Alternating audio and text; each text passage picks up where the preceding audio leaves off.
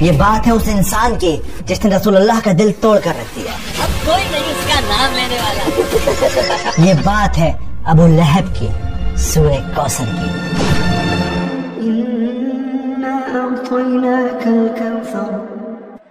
اکثر ہم لوگ اپنی نمازوں میں سورہ کوثر کو ریسائٹ کرتے ہیں، پر افسوس ہم میں سے کتنے ہیں جو اس کا مطلب جانتے ہیں.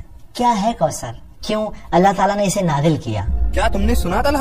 ہاں، اللہ کے نبی نے ہمیں وہ راز بتایا کوثر کا. سبحان اللہ. اور سب سے ضروری بات، سورہ کوثر کا آج ہماری زندگی میں کیا ریلیونس ہے، جانیں گے اس ویڈیو میں. بسم اللہ الرحمن الرحیم. إنا أعطيناك الكوثر فصل لربك وانحر إن شانئك هو الأبتر. سورہ کوثر قرآن کی سب سے چھوٹی سورت ہے. قرآن کی بہت ساری خوبصورت باتوں میں سے خوبصورت بات یہ ہے کہ ہر آیت کے پیچھے، ہر سورت کے نازل ہونے کے پیچھے ایک کہانی ہے، ایک سچی کہانی. اور ایسا ہی ایک دل دہلا دینے والا، دل کو چیر کے رکھ دینے والا واقعہ ہے سورہ کوثر کے نازل ہونے کے پیچھے. پہلے اسے سمجھتے ہیں. مکہ کی وہ دوپہر خاموش تھی. لوگ اپنے اپنے گھروں میں آرام کر رہے تھے، مگر اللہ کے نبی خاموش بیٹھے تھے. اندر سے دبی دبی سسکیوں کی آوازیں مٹی کی دیواروں سے ٹکرا کر واپس آ رہی تھی. ان کے بیٹے عبداللہ اللہ کو پیارے ہو گئے تھے. وہ ننھا سا جسم جو کل تک ان کے سینے سے لگ کر سانس لیتا تھا، اب مٹی کی گود میں. مگر برابر والی دیوار سے ٹیک لگا ایک آدمی کھڑا تھا. مجھے بھی بتاؤ ابو لہب، کیا معاملہ ہے؟ صبر رکھو صبر. یہ آدمی اور کوئی نہیں بلکہ رسول اللہ کا چچا تھا. اندر سے آتی ہر سسکی اس کے چہرے کی مسکان بن رہی تھی. اور پھر وہ خوشی سے چلایا، بطیرہ محمد، بطیرہ محمد. ختم ہو گیا محمد کا بیٹا، ٹوٹ گیا محمد کی نسل کا سلسلہ. اس کی آواز نے نبی کا دل چیر کر رکھ دیا. غلاموں کو اس نے کھجورے بانٹی، اپنے دوستوں کے ساتھ کہنے لگائے اور سب سے کہتا رہا، تم نے سنا میری جان، میرے بھتیجے کی جڑ کٹ گئی. اب کوئی نہیں اس کا نام لینے والا. اس کی ہنسی، اس کے الفاظ ہوا میں سانپ بن کر تیر رہے تھے. مگر اللہ نے اپنے نبی کو اکیلا نہیں چھوڑا، انہیں ایک تحفہ دیا. یہ تحفہ تھا سورہ کوثر. اس سورت میں اللہ نے اپنے نبی سے کہا کہ اے نبی، آپ فکر نہ کریں، ہم نے آپ کو کوثر عطا کی ہے، تو بس آپ عبادت کیجیے اپنے رب کی. اور وہ جو آپ کو بار بار بطیرہ محمد کہتا ہے کہ محمد کی جڑ کٹ گئی، نسل کٹ گئی، اصل میں ان کی نسل ختم ہو جائے گی. اللہ کے نبی کے چہرے پر مسکان آ گئی. دن ڈھل گیا. ابو جہل بے وقوفوں کی طرح ہنستا رہا. اس سے کیا خبر کہ اللہ نے اسے جیتے جی برباد کر دیا. تو میرا خیال ہے کہ ابھی اس لمحے اب اس بات کو اپنے دل میں اتار لیجئے کہ سورہ کوثر کو آپ اس لیے ریسائٹ مت کیجیے کہ وہ چھوٹی سورت ہے، بلکہ آپ اس لیے ریسائٹ کیجیے کہ اللہ تعالیٰ نے وہ ایک تحفے کے طور پہ ہمارے نبی صلی اللہ علیہ وآلہ وسلم کو دی ہے، تاکہ انہیں یہ احساس دلایا جا سکے کہ ان کا اسٹیٹس اتنا ہائی ہے، ان کا مقام اتنا اونچا ہے کہ اللہ سبحانہ وتعالیٰ خود انہیں تسلی دے رہے ہیں، ان کو کنسول کر رہے ہیں. ابو اروا، سنا تم نے؟ اللہ نے نبی کا مقام اور اونچا کر دیا ہے. تو پہلی آیت ہے انا آتینا کل کوثر. تو جب قرآن میں انا کا لفظ آتا ہے تو اس کا مطلب ہوتا ہے کہ کسی بات پہ زور دیا جا رہا ہے. تو اس پہلی آیت کا مطلب ہے کہ بے شک ہم نے آپ کو کوثر گفٹ کی ہے، عطا کی ہے. اب کوثر کیا ہے؟ ایک حدیث میں آتا ہے کہ کبھی نہ ختم ہونے والا، موتی کے کناروں کے درمیان جنت میں بہنے والا جھرنا ہے کوثر.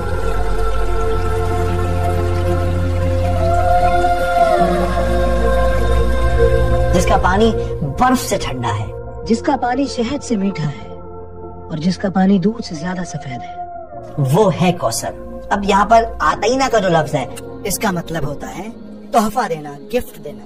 اگر آپ آج کے ماڈرن دور میں سائیکولوجیکلی دیکھیں تو دنیا میں انسان کسی بھی انسان کو 7 وجہوں سے گفٹ دیتا ہے. صرف 7 ریزن ہے جس کی وجہ سے ہم ایک دوسرے کو تحفے دیتے ہیں. جیسے کسی سے کام نکلوانا ہو، کسی کی شادی ہو، کوئی فیسٹیول ہو، یا پھر کسی کے ساتھ تعلقات مینٹین کرنے ہو، یا کسی نے کوئی اچھا کام کیا ہو تو شاباشی دینے کے لیے آپ تحفہ دیتے ہیں. لیکن اللہ سبحانہ وتعالیٰ یہاں پر آپ صلی اللہ علیہ وآلہ وسلم کو جو تحفہ دے رہے ہیں وہ تحفہ اس وجہ سے دے رہے ہیں کہ وہ انہیں امپورٹنس فیل کرانا چاہتے ہیں کہ ساری کائنات میں آپ بہت زیادہ امپورٹنٹ ہیں، اتنے امپورٹنٹ ہیں کہ اللہ رب العزہ آپ کو خود کنسول کر رہے ہیں، آپ کا مقام اونچا کر رہے ہیں.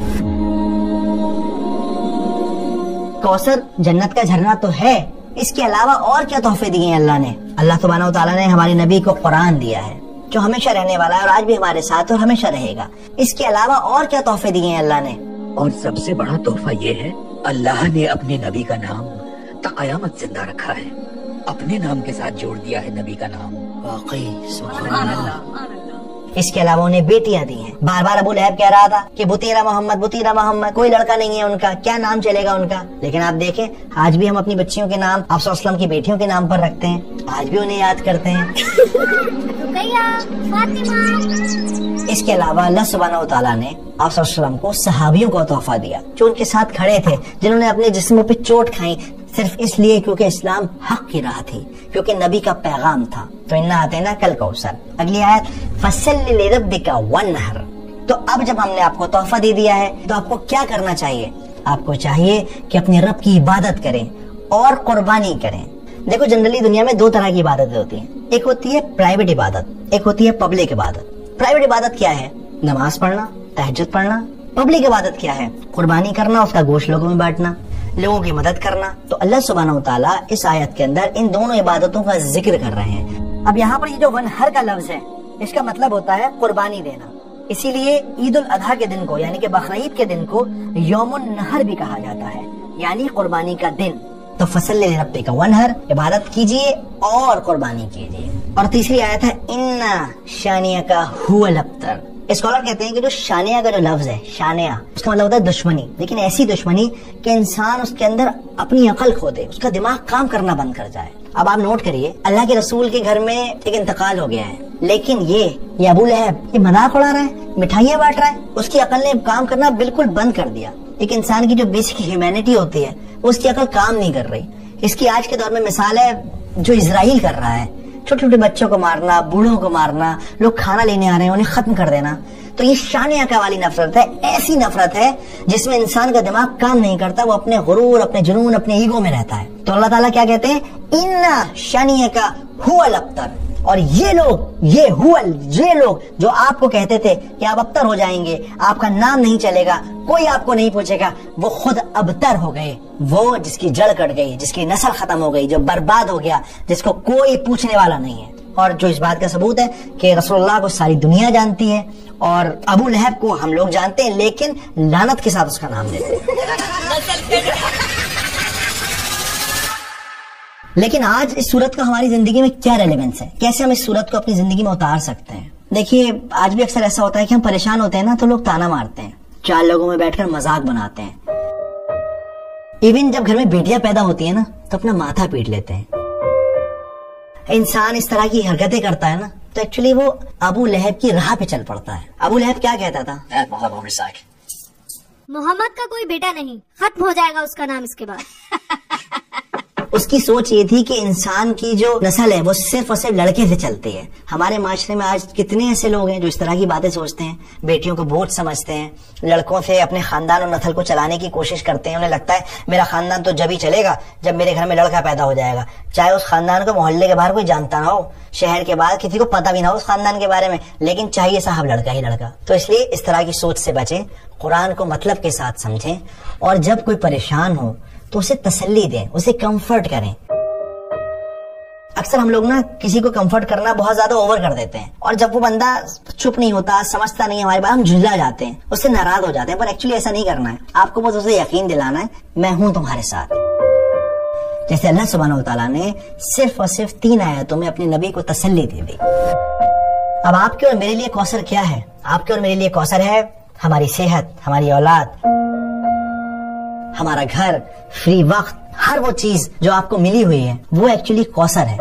ورنہ ذرا باہر نکل کے دیکھیے، لوگوں کی صبح اسپتالوں کی لائن میں ہو رہی ہے، لوگوں کی شامیں قبرستان میں فاتحہ پڑھتے ہوئے گزر رہی ہیں۔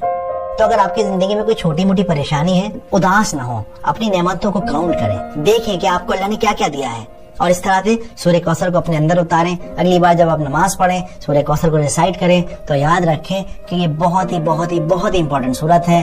उम्मीद करता हूँ बात समझ आई होगी, वीडियो पसंद आई होगी।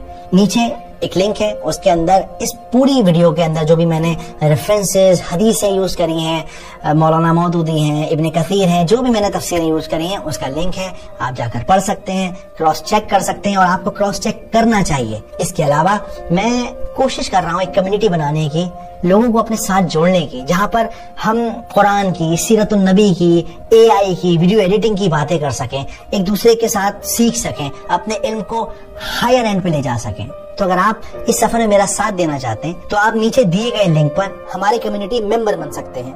आपके ज्वाइन होने से हमें हिम्मत मिलती है, हमें ताकत मिलती है, हमें ये भरोसा मिलता है कि ये काम हम फुल टाइम कर सकते हैं। जज़ाकमुल्लाह खैर, अस्सलाम वालेकुम।